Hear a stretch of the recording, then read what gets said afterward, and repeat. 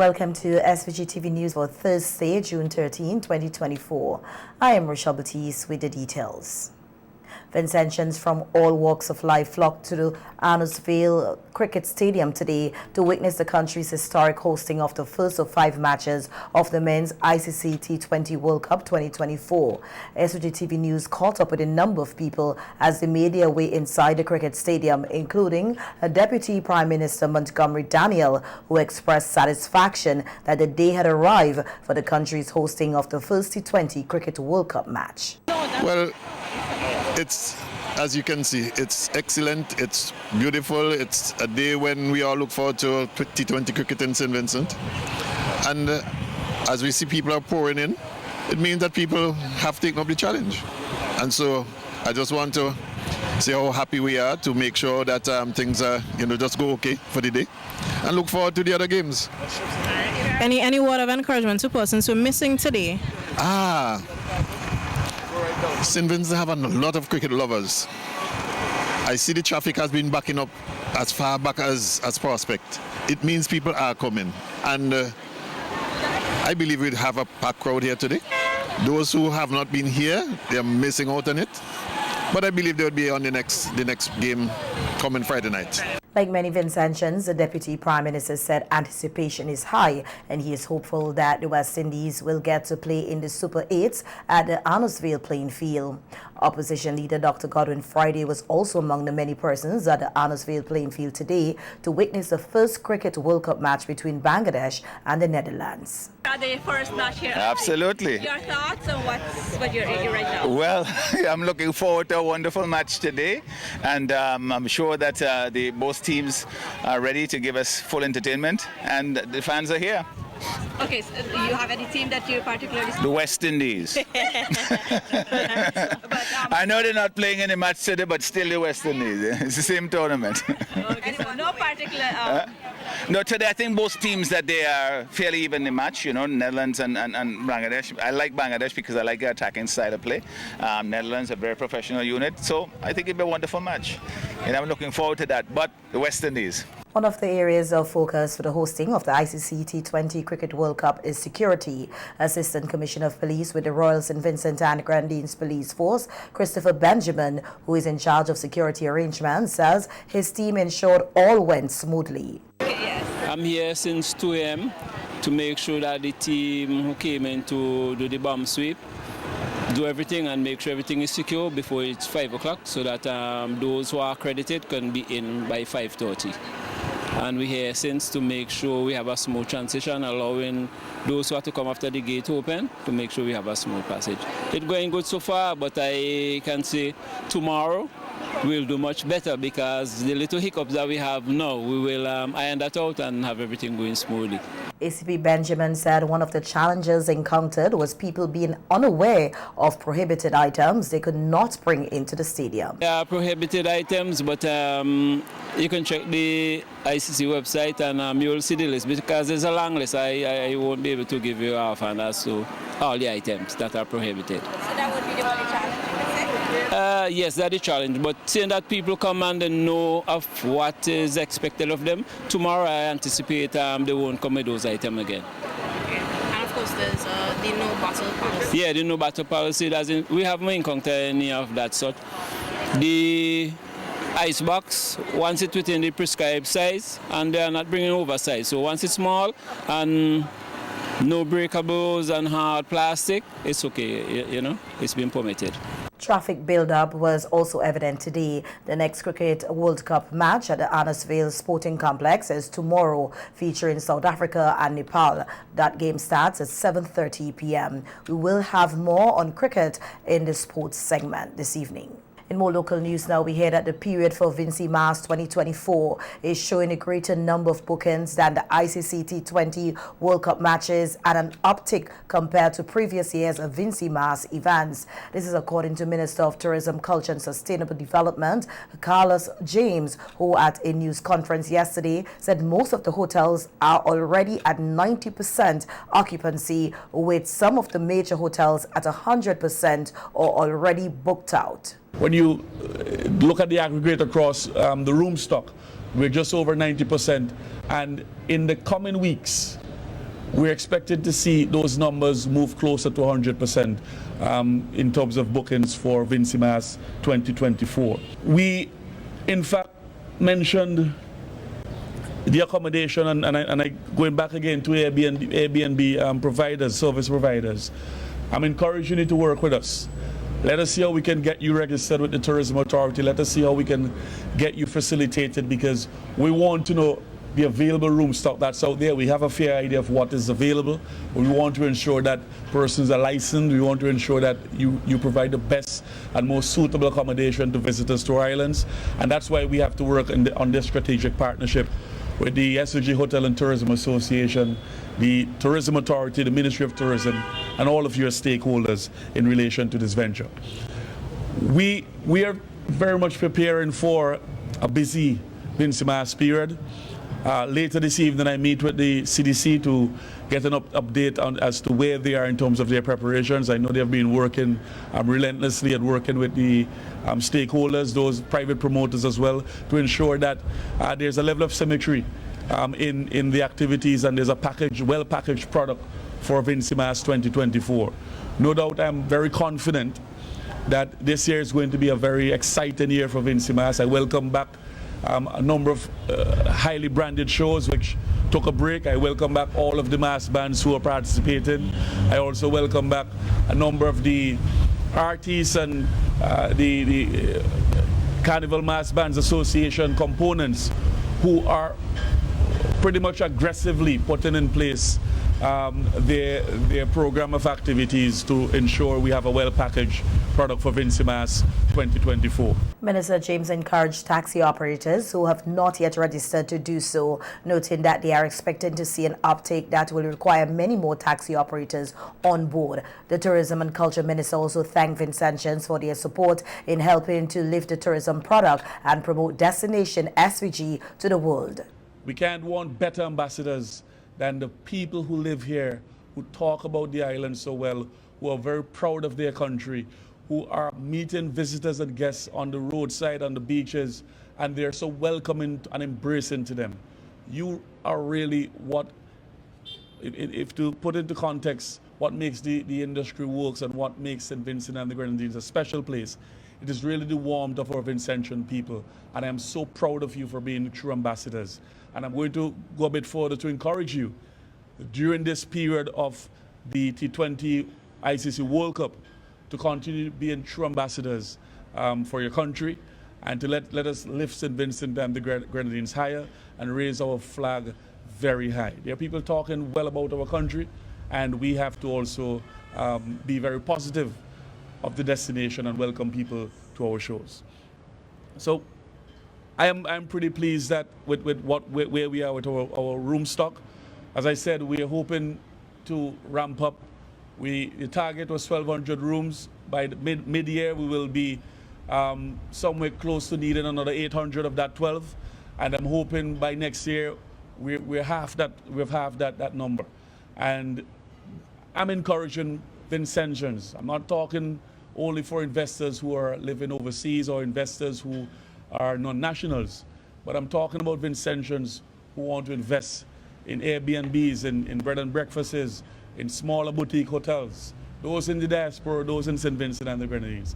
I think now is the right opportunity to do that, and I'm asking you to seek out the information from the varying government departments, Invest SVG, the Ministry of Tourism. Let us work together. Let us see how we can build our room stock. Let us see how, because it is needed. And for us to really take tourism to another level, which we're very much working hard in doing, we need to ramp up our accommodation. According to Minister James, St. Vincent and Grenadines is not only transforming its own tourism product, but also that of the Caribbean region, building it out based on sustainability.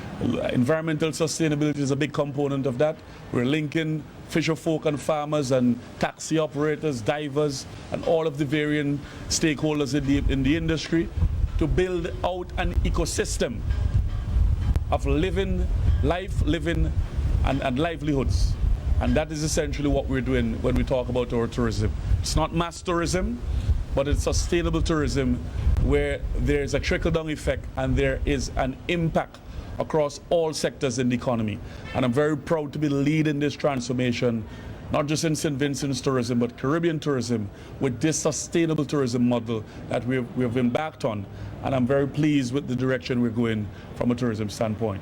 The new port, currently under construction in capital Kingston, is slated to be completed before the scheduled date of May 2025. So says Prime Minister Dr. Ralph Gonsalves while giving an update on the port modernization project on NBC Radio Face-to-Face program yesterday. The Prime Minister says the early completion is based on the scope of work, provided there are no hiccups within the next year. The pace at which they go in, unless we have some major weather event to disrupt them, they're likely to deliver that port to us before the end of the next year.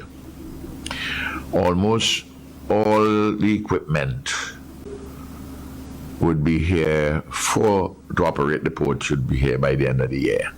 That's what the port authorities assured me.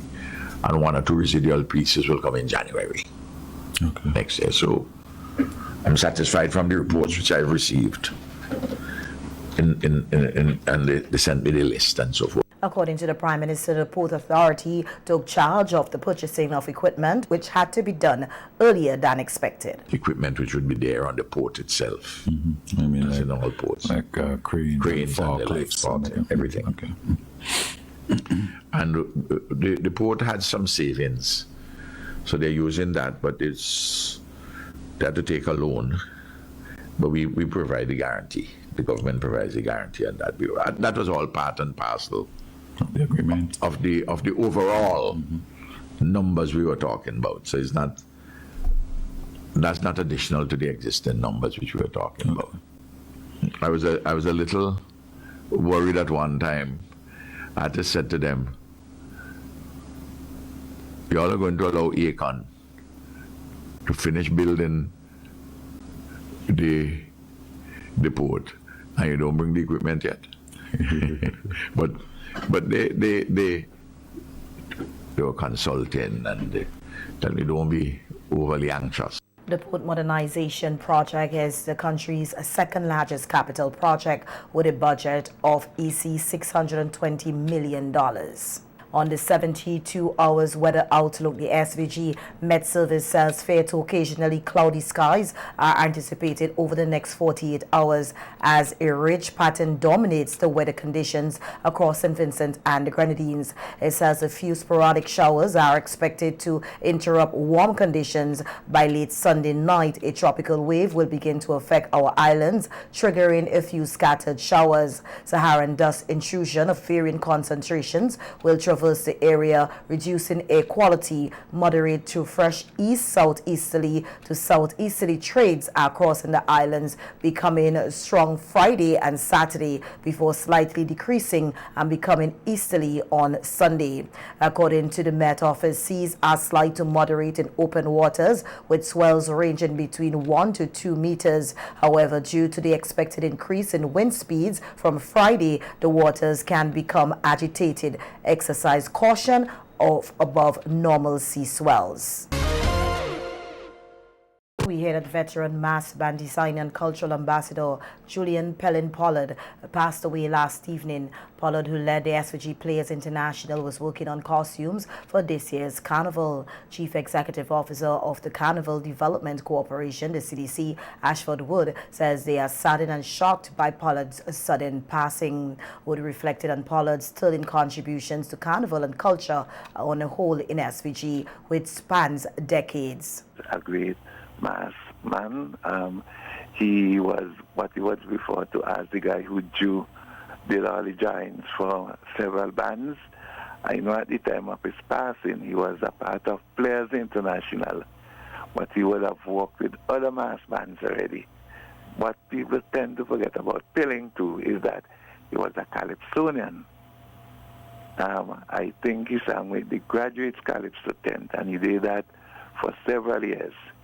Pilling got involved in the whole cultural arena from a very young age, and he was easily one of the best cultural icons you could imagine. Now, I grew to no pilling when we really no pilling when we traveled. He went with us when we went on Carry Festa to several islands, and he was what you would call the mainstay of the group. Wood says Pollard will be greatly missed, noting that his passing has dealt a huge blow to the mass band fraternity, especially during the carnival season. As an individual, I grew to know Pilling, and I grew to really love Pilling. He was a guy that you will get along very, very easily with, and I would really miss him. I can tell you, I was in a CDC meeting last night when I learned of his death, and the meeting actually broke up. Everyone just got up out of their seats and went outside as if to say, hey, let us catch our breath. We can't believe Pilling has gone. And may he rest in peace. SVG Players Mass Band issued the following statement. SVG Players International Mass Band has lost one of our very own, a creative genius who has designed many winning pieces and Band of the Year. His contribution to the band's success cannot be fully expressed in words at this time. We are processing the loss. However, we extend our deepest condolences to the Pollard family on the passing of David Julian Pollard. Rest in peace. Unquote. In other local news now, we hear that the Zero Hunger Trust Fund is committed to eliminating hunger here in St. Vincent and the Grenadines. Its responsibility is to supply the required funding to eradicate hunger throughout the country. This is according to Project Officer of the Zero Hunger Trust Fund, Kement Robinson, who said that the home garden competition, which is being hosted by the Ministry of Agriculture and the Zero Hunger Trust Fund, serves the dual purpose of addressing food access challenges and promoting sustainability. We continue to target different populations, including children, youth, and the elderly in vulnerable communities through the implementation of targeted programs. And so, in addition to ending hunger, our strategic goals are to achieve food security and to promote sustainable livelihoods. So this initiative ties in very nicely with the goals of the Zero Hunger Trust Fund, but also with the goals that the ministry is trying to achieve across the country with regards to food security. In partnering with the Ministry of Agriculture or the Rural Transformation Unit, this initiative allows us to have avenues for food suppliers through the exposure to farmers. Project Officer Robinson also highlighted the benefits of the competition, including the opportunity for participants to grow crops of their preference and receive agricultural inputs. Additionally, she noted the significant role of the Zero Hunger Trust Fund will play in the competition. We are more or less providing the prizes for persons through the competition. So farmers, they participate. During the prize giving ceremony, we'll be awarding first prizes, second prizes, third prizes, and also special prizes for the different categories. So for first prize, persons will be able to get a contract, a 1-year contract, to supply seeds and inputs to the Zero Hunger schools. This is through one of our programs called the Adopt a Classroom program, where we also provide support to the school feeding programs at different schools. The second prize would be similar to the first prize in that persons would receive a contract, but the period would be for 6 months.